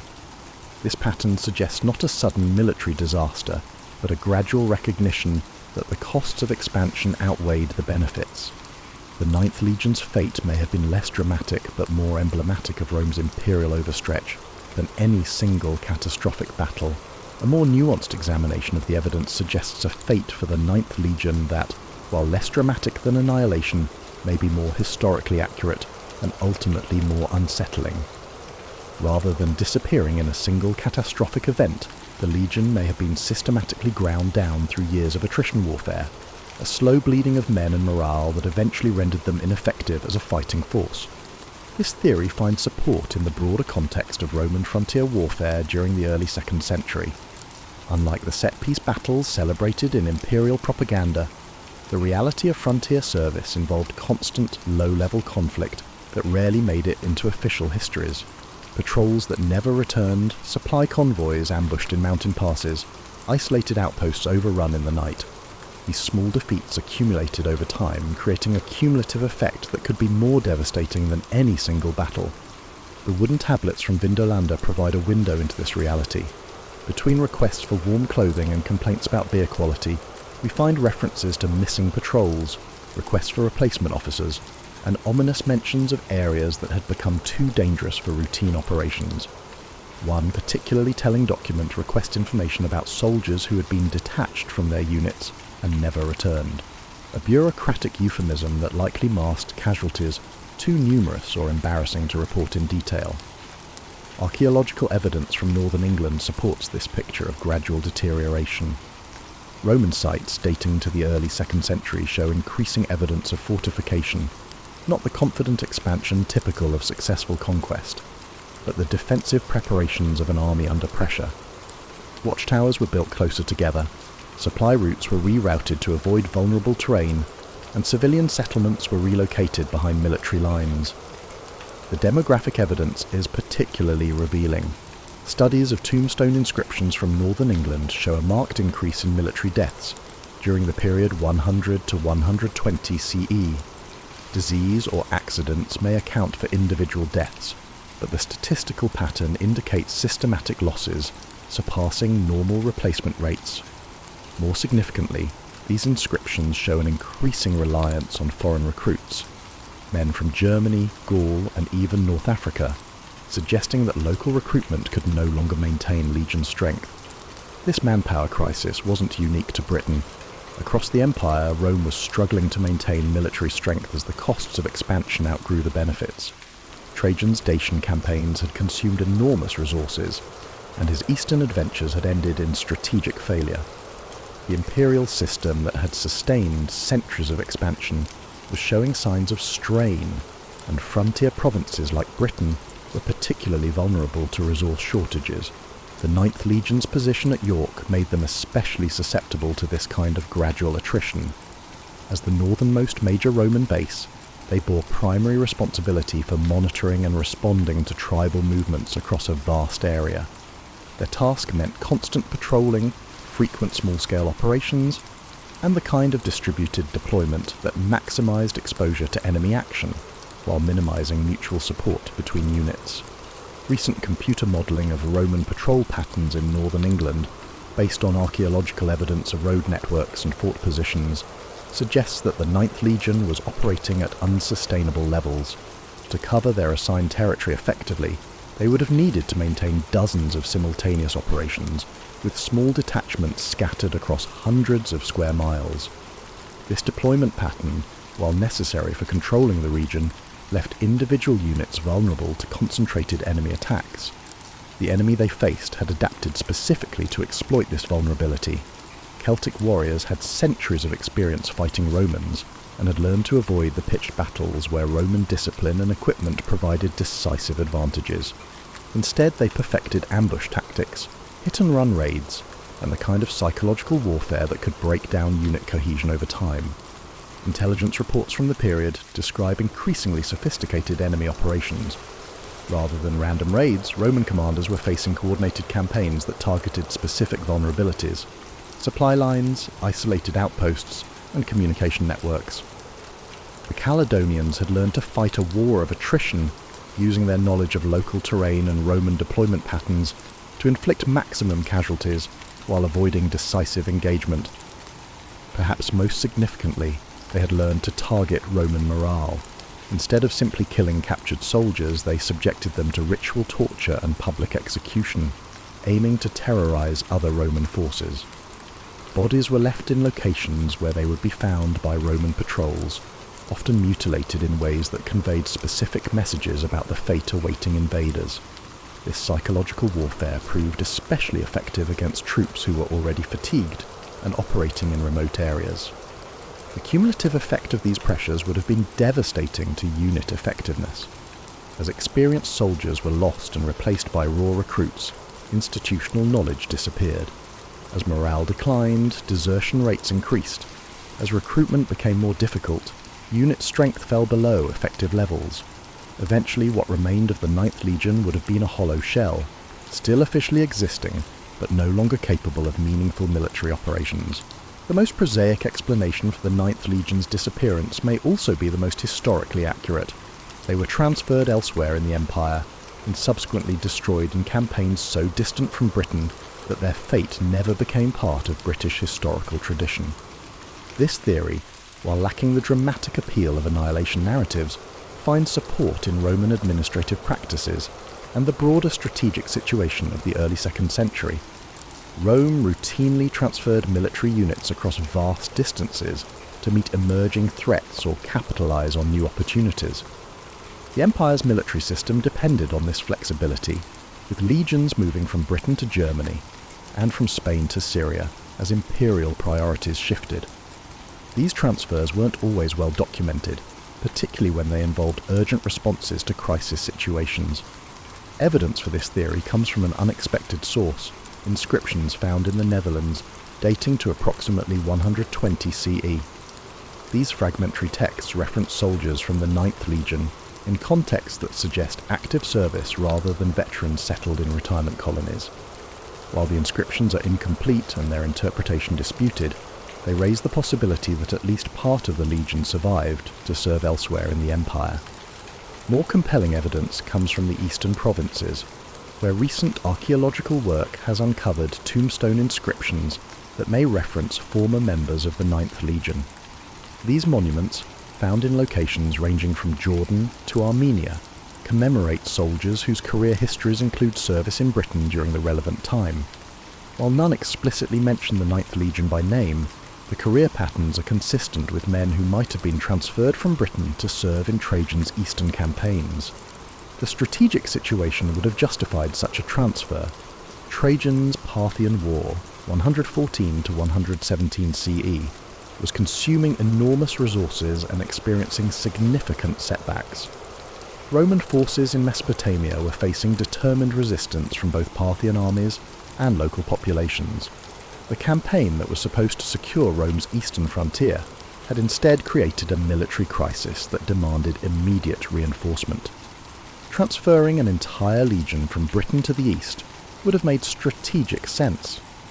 The 9th Legion had extensive experience with guerrilla warfare and unconventional enemies, exactly the kind of expertise needed in Mesopotamia. Their departure from Britain could have been presented as temporary, a strategic redeployment to meet immediate needs, with promises of eventual return that were never fulfilled. The administrative machinery existed to accomplish such a transfer with minimal documentation. Emergency powers granted to field commanders during active campaigns allowed them to requisition resources, including military units, without the usual bureaucratic procedures. If the 9th Legion was transferred under such circumstances, the paperwork might have been minimal, and subsequently lost during the chaos that followed Trajan's death and Hadrian's abandonment of the eastern conquests. Archaeological evidence from the Roman East provides tantalizing hints of large-scale troop movements during this period. Excavations at military sites in Syria and Jordan have revealed massive construction projects dating to 115 to 120 CE, suggesting the arrival of significant reinforcements. More significantly, these sites show evidence of northern European construction techniques and organisational patterns that are characteristic of British-based legions. The fate of transferred legions in the east is well documented and universally grim. Roman forces in Mesopotamia faced not only military opposition, but also environmental challenges that proved devastating to European troops. Heat, disease, and unfamiliar terrain combined to create casualty rates that far exceeded anything experienced on the northern frontiers. Entire units that had served successfully for decades were wiped out within months of arrival in the desert. Recent analysis of Roman military records from the eastern provinces reveals the systematic destruction of multiple military units during Trajan's campaigns. The 22nd Legion Deotariana disappears from records during this period, as do several auxiliary cohorts and cavalry units. These losses were so extensive that Hadrian was forced to reorganize the eastern armies completely and abandon most of Trajan's territorial gains.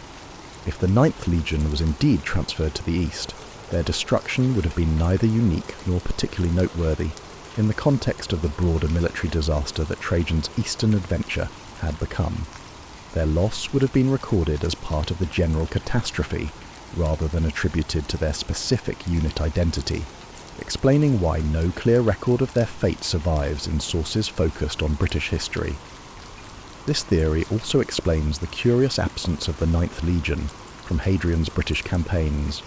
When the Emperor arrived in Britain in 122 CE to address the deteriorating security situation, he brought with him the 6th Legion from Germany to replace the missing 9th. If the 9th had been destroyed in Britain, their replacement would likely have been framed as reinforcement rather than substitution. The clean administrative transfer suggests a planned replacement of a unit that was expected to be unavailable for British service. The replacement pattern itself provides additional evidence. The 6th Legion Victrix was an experienced unit with a distinguished record, but they were also specialists in frontier warfare rather than siege operations or pitched battles. This suggests that Roman planners expected them to face the same kind of irregular warfare that had characterised British operations during the 9th Legion's tenure, exactly what we would expect if the 9th had been transferred rather than destroyed. The search for the 9th Legion's fate has driven some of the most innovative archaeological research of the past century, revealing not just clues about their disappearance, but also transforming our understanding of Roman Britain itself. Modern techniques from ground-penetrating radar to DNA analysis of ancient remains have painted an increasingly complex picture of frontier life that challenges traditional narratives about Roman military efficiency and imperial control. Excavations at York, the 9th Legion's last known base, have revealed a fortress in transition during the crucial period of 110 to 120 CE. Rather than the orderly abandonment suggested by traditional histories, the archaeological evidence points to a more chaotic departure. Personal belongings were left behind in significant quantities, including items that soldiers would normally have taken with them during a planned transfer, religious amulets, family heirlooms, and even savings buried in pottery jars that were never retrieved. Perhaps most significantly, recent excavations have uncovered evidence of hasty modifications to the fortress's defences during this period. New walls were built using recycled stone from demolished buildings, gates were narrowed and reinforced, and additional watchtowers were constructed within the fortress itself. These aren't the actions of a confident garrison preparing for routine transfer, but of soldiers expecting attack. The pattern of abandonment extends beyond York to numerous smaller installations throughout northern England. At sites like Moulton, Bro-on-Humber and Piercebridge, archaeological layers from the early 2nd century show similar evidence of rapid departure: cooking fires left to burn out, storage areas hastily emptied, and defensive positions that were deliberately dismantled to prevent enemy use. The geographical distribution of these abandonments suggests a coordinated withdrawal from advanced positions rather than the random pattern we might expect from gradual attrition. DNA analysis of human remains from this period has provided another piece of the puzzle. Skeletal remains from Roman cemeteries in northern England show a significant increase in violent deaths during 110 to 120 CE, with weapon wounds becoming far more common than in earlier periods. More intriguingly, isotope analysis of teeth and bones reveals that many of these individuals were recent arrivals in Britain, consistent with emergency reinforcements rushed north to replace mounting casualties. The evidence from Scotland is equally revealing. Intensive archaeological surveys using LiDAR technology have identified numerous previously unknown Roman installations throughout the southern Scottish Highlands. These weren't the major fortresses that appear in historical accounts, but smaller signal stations, supply depots, and temporary camps that suggest extensive operations in supposedly unconquered territory. Radiocarbon dating of organic materials from these sites reveals a pattern of occupation that closely matches the period of the 9th Legion's disappearance. Many show evidence of violent destruction around 115 to 120 CE, with burned timbers and scattered military equipment, suggesting coordinated enemy attacks.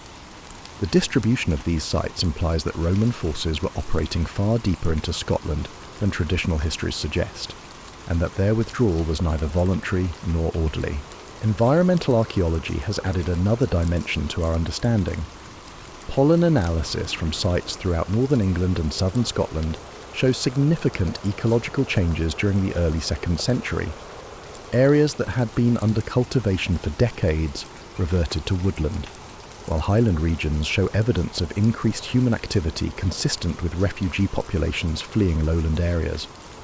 These environmental changes paint a picture of widespread social disruption that extended far beyond military operations.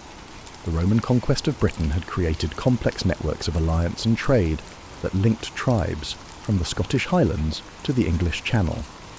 The collapse of these networks, suggested by the archaeological evidence, would have affected thousands of people and fundamentally altered the political landscape of northern Britain.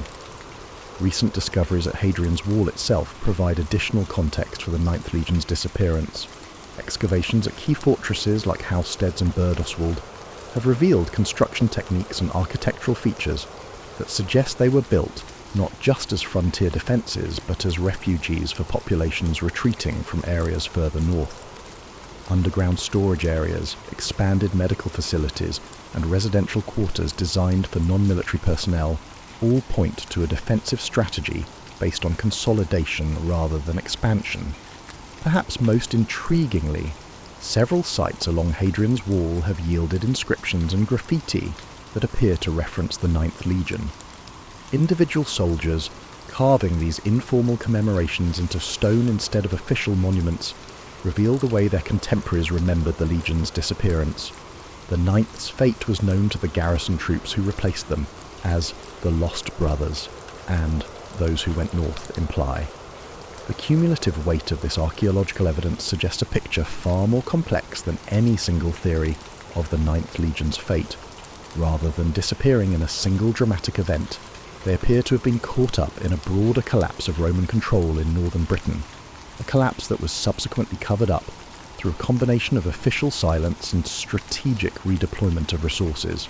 Nearly 2,000 years after their disappearance, the fate of the Ninth Legion continues to generate new theories, archaeological discoveries, and scholarly debates that reveal as much about our time as about ancient Rome. The persistence of this mystery reflects something fundamental about how we understand power, empire, and the limits of military might, questions that remain remarkably relevant in our contemporary world. Recent advances in archaeological technology have created opportunities for investigation that previous generations of scholars could never have imagined. Satellite imagery capable of detecting subtle ground disturbances has identified potential Roman sites across Scotland that remain to be excavated. Ground-penetrating radar has revealed buried structures at known Roman installations that may contain crucial evidence about their abandonment. Most promising of all, advances in DNA analysis now allow researchers to trace population movements and military recruitment patterns with unprecedented precision. A 2023 excavation at a previously unknown site near Stirling uncovered what may be the most significant evidence yet discovered. Preliminary analysis of artifacts suggests a Roman military presence in the area during precisely the period when the Ninth Legion disappeared from historical records. More importantly, the site shows evidence of violent destruction followed by deliberate concealment, exactly what we might expect if Roman authorities were attempting to erase evidence of a military disaster. But perhaps the most significant recent development has been the recognition that the Ninth Legion's disappearance was part of a broader pattern of Roman retreat from advanced positions across multiple frontiers. Similar mysteries surround the fate of other military units in Germany, Dacia, and the eastern provinces during the same period. Such evidence suggests that the early 2nd century marked a turning point in Roman imperial strategy, a shift from expansion to consolidation that required difficult choices about which territories to defend and which to abandon. The administrative records from this period, fragmentary as they are, reveal an empire under unprecedented strain. Population decline in Italy, recruitment difficulties across the provinces, and the enormous costs of maintaining frontier defences had created a crisis that demanded radical solutions. The disappearance of entire military units may have been not an accident of war but a deliberate policy of strategic withdrawal disguised as temporary redeployment. This interpretation gains support from the broader historical context. Hadrian's reign marked the end of Roman territorial expansion and the beginning of a long period of defensive consolidation. His wall across northern Britain wasn't just a military fortification, but a symbolic statement that the empire had reached its sustainable limits. The fate of the Ninth Legion may have been an early casualty of this strategic reorientation. Modern conflict studies provide additional perspectives on the mystery. Military historians now recognize that empire collapse often begins not with dramatic defeats, but with the gradual erosion of military effectiveness through overextension and resource exhaustion. The Roman Empire of the early 2nd century displays many of the warning signs that modern analysts associate with imperial overstretch: increasing reliance on foreign recruits, difficulties maintaining supply lines, and the progressive abandonment of remote positions. The psychological dimensions of the mystery deserve equal attention. The Ninth Legion's disappearance has become a powerful metaphor for the limits of imperial power and the vulnerability of seemingly invincible institutions. In an age when major powers again find themselves struggling with the costs of global military commitments, the fate of Rome's lost legion resonates with contemporary anxieties about overextension and strategic failure. Popular culture's fascination with the mystery reflects these deeper concerns. From Rosemary Sutcliffe's classic novel, The Eagle of the Ninth, to Hollywood's The Eagle, fictional accounts of the Legion's fate consistently emphasize themes of imperial hubris, cultural conflict, and the price of military aggression. These narratives say as much about our time's relationship with military power as they do about ancient Rome. The academic study of the mystery has also evolved to reflect changing perspectives on ancient history. Earlier generations of scholars approached the question primarily through political and military analysis, focusing on battles, campaigns, and official records. Contemporary historians are more likely to examine social, economic, and environmental factors that might explain the Legion's disappearance. This shift in methodology has revealed new dimensions of the mystery, while generating fresh debates about methodology and interpretation. Perhaps most significantly, the search for the Ninth Legion has contributed to our understanding of how historical memory functions. The systematic erasure of their fate from official records demonstrates the power of imperial authorities to control historical narratives, while the persistence of the mystery shows the limits of that control. In an age of information warfare and contested narratives, the Roman approach to managing inconvenient truths offers sobering lessons about the relationship between power and truth. The ultimate fate of the Ninth Legion may never be definitively established.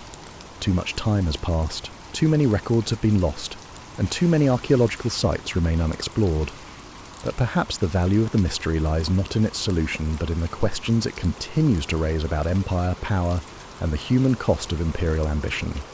What we can say with certainty is that approximately 5,000 men, soldiers, officers, support personnel, and their families, disappeared from the historical record during one of the most critical periods in British history. Their individual stories, hopes, fears, and final moments remain unknowable, lost in the mists of time that have swallowed so many other human dramas. Yet their collective fate continues to speak to us across the centuries, reminding us that even the mightiest empires are built on the lives and sacrifices of ordinary people whose names history rarely remembers. The Ninth Legion's disappearance stands as one of history's great unsolved mysteries, a puzzle that continues to challenge our understanding of the past, while illuminating uncomfortable truths about power, empire, and the price of imperial ambition. In their silence, they speak volumes about the human dimension of historical forces that shaped our world.